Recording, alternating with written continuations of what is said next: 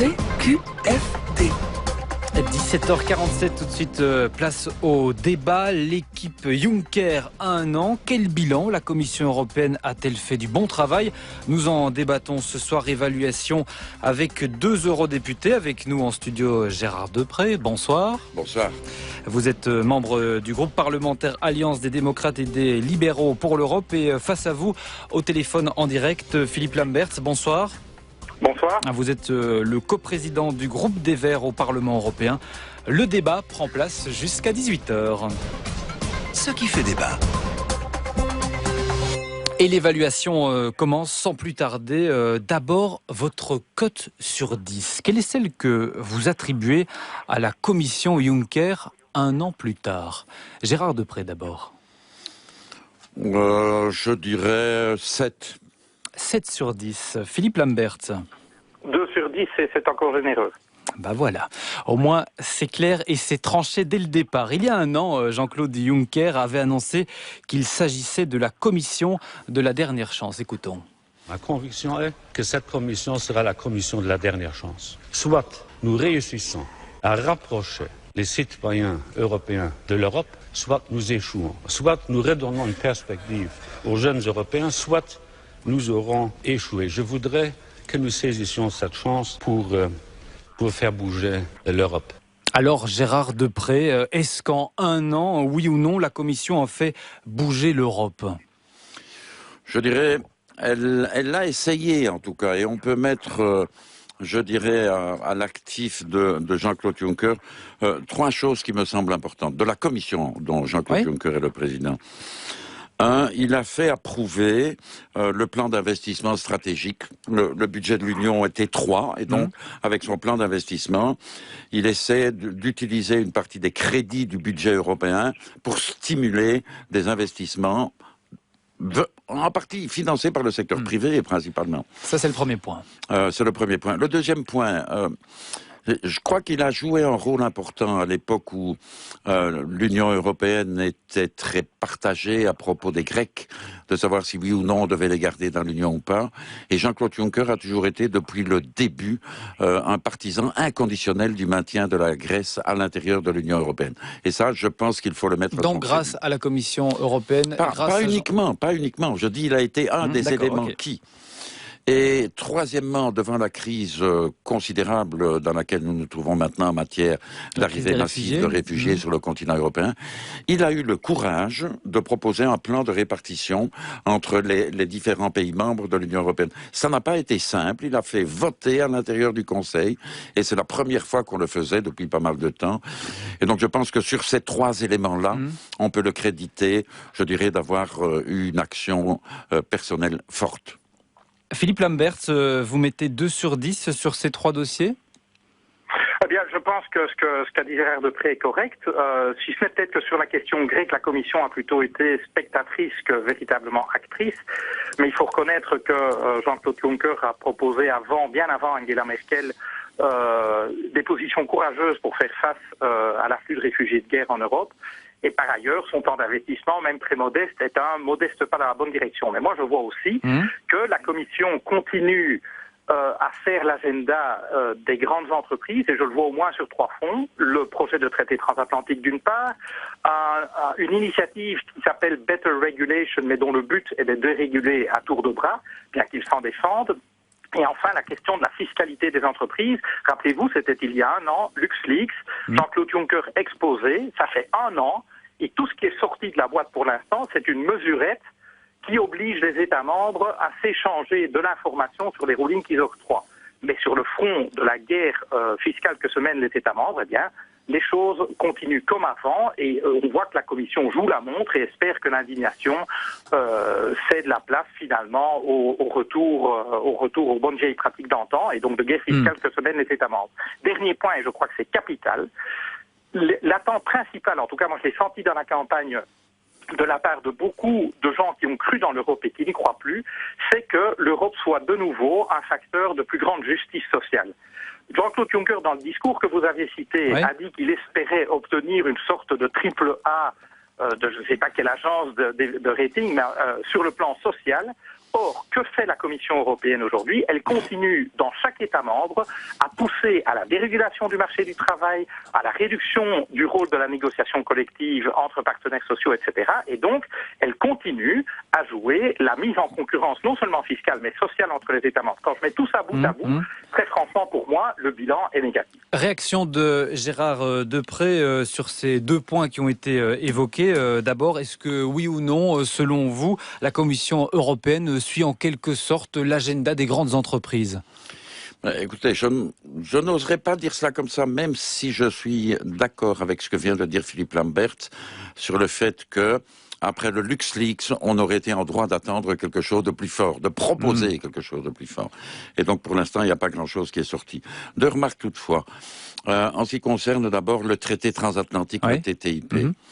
Je ne pense pas qu'on puisse dire que la Commission ne fait rien. Moi, j'ai lu les propositions qu'elle a faites ces derniers temps. Il y a un point qui était un point stratégiquement difficile, à savoir le règlement des conflits entre investisseurs et États.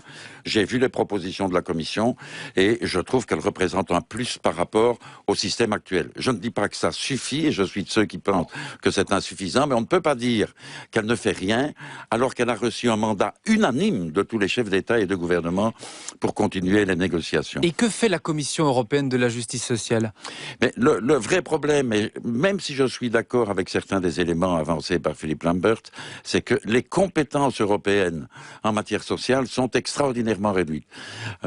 C'est de la responsabilité fondamentale des États membres. La fixation des salaires, c'est de la responsabilité des États membres. La fiscalité, c'est de la responsabilité des États membres. Le système de protection sociale, c'est de la responsabilité des États membres. Donc, je ne veux pas que l'on impute à la Commission des manques qui ne sont pas des manques de la Commission, qui sont des problèmes de politique dans les différents États membres. Le constat est correct, Philippe Lambert?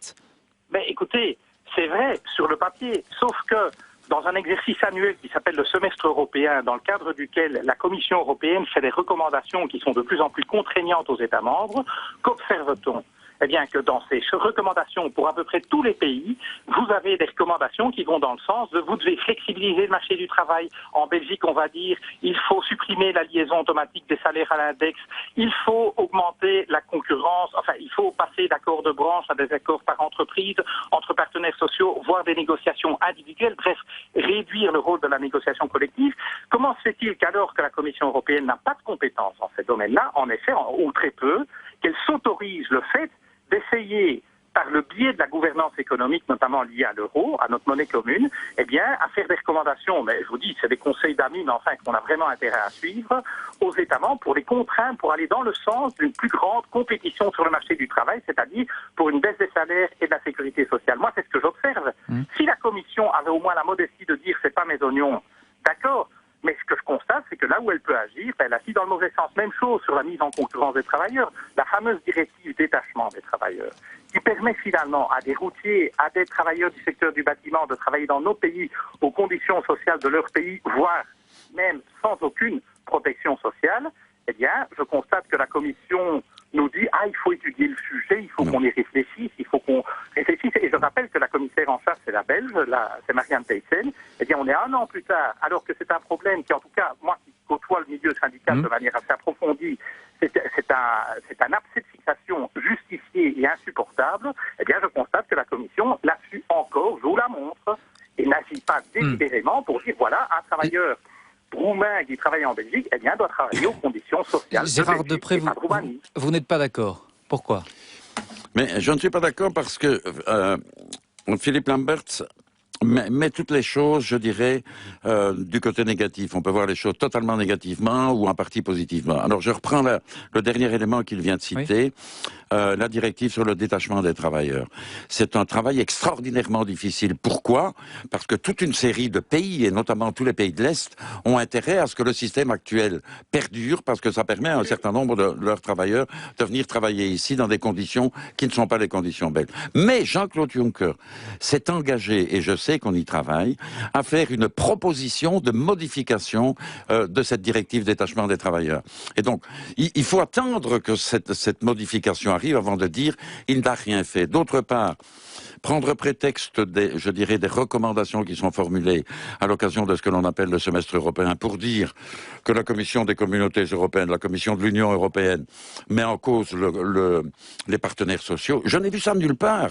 Donc je voudrais là-dessus que Philippe Lamberts s'explique. Ça ne figure nulle part dans aucun des documents qui ont été élaborés, ni dans la stratégie de la Commission. Courte réaction, Philippe Lamberts. Eh bien, il faut lire le mémorandum grec, qui remplace les recommandations, puisque là, le pays est en crise, et dans le cadre d'un programme d'urgence. C'est exactement dans ce sens-là. Lisez le mémorandum portugais, lisez les recommandations faites, notamment à l'Italie. Elles vont dans ce sens-là. C'est écrit noir sur blanc. Moi, je les lis, ces recommandations. Il nous reste un peu plus d'une minute. Que doit faire, dernière question, la Commission européenne pour améliorer sa note, hein. Vous donniez un 2 sur 10, Philippe Lamberts, Gérard Deprez un 7 sur 10. Pour que la Commission européenne parvienne à un 10 sur 10, qu'est-ce qu'elle doit faire? Une priorité? D'abord, elle ne parviendra pas à faire un 10 sur 10. Je dirais que la chose la plus importante pour l'instant, et ce sur quoi elle devrait fondamentalement se concentrer, ce sont les moyens de relancer la croissance économique en Europe. Et c'est vrai que c'est extraordinairement difficile pour l'instant parce qu'il y a un certain nombre de pays qui ont encore des difficultés en termes de compétitivité. Si vous citez la Grèce, si vous citez le Portugal, il est clair qu'il y avait un problème de compétitivité, c'est-à-dire que leur salaire était relativement trop élevé par rapport à la valeur de leurs produits sur le marché européen. Et donc, on ne peut pas faire comme si les réalités économiques n'existaient pas. Et c'est le reproche que je fais à Philippe Lamberts de ne pas le dire. Philippe Lamberts, pour que la Commission européenne obtienne, disons, au moins la moyenne, puisque vous donniez un 2 sur 10, que doit-elle faire ? Je rappelle que j'ai voté pour Jean-Claude Juncker comme président de la Commission. J'ai après ça voté contre la Commission, mais a priori, je lui faisais confiance. Mais pour moi, ce qui est essentiel, c'est remettre la justice sociale et la justice fiscale au cœur du projet européen. Autrement dit, faire marche arrière sur ces deux sujets et donc aller dans le sens d'une plus grande convergence. Et s'il faut relancer l'économie européenne, ce que je souhaite, eh bien, le faire au moyen d'une Europe de l'énergie, qui est une Europe de la transition énergétique, pour à la fois remplir nos objectifs climatiques, mais aussi pour mettre l'Europe à la pointe de la révolution énergétique du XXIe siècle, qui de toute façon devra se passer. Merci à tous les deux d'avoir participé à ce CQFD au cœur de Soir Première. Merci Philippe Lamberts et merci à vous Gérard Deprez.